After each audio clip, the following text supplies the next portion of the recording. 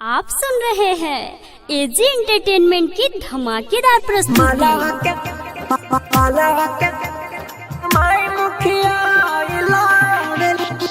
DJ AG recording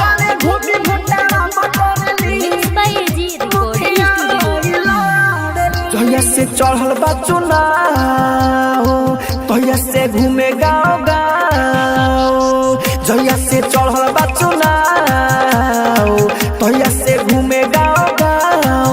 उ तो दुनू अपन हाथे सुन कर जुड़े ले, कर जुड़े ले, कर जुड़े ले।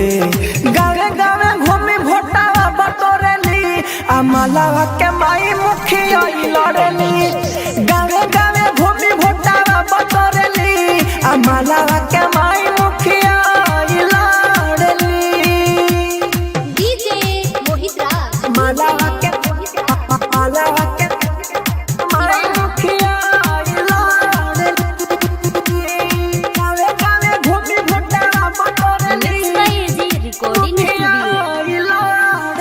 एक तो 5 साल से बारी चुनाव में हारते हो, अब की पार विजयी हुई है बाटिल के धारते हो, धारते हो, धारते हो। एक तो 5 साल से बारी चुनाव में हारते हो, अब की पार विजयी हुई है बाटिल के धारते हो। बाटी हो सबको सपोर्ट, सब दिए इनके वोट, नहीं अपना विरोधियों से तनी डरेली। गावे गावे घूमे भोटावा बटोरेली, आ मालावा के माई मुखिया लड़ेली। गावे गावे घूमी भोटावा बटोरेली, आ मालावा के माई मुखिया लड़ेली। एजी एंटरटेनमेंट की धमाकेदार प्रस्तुति।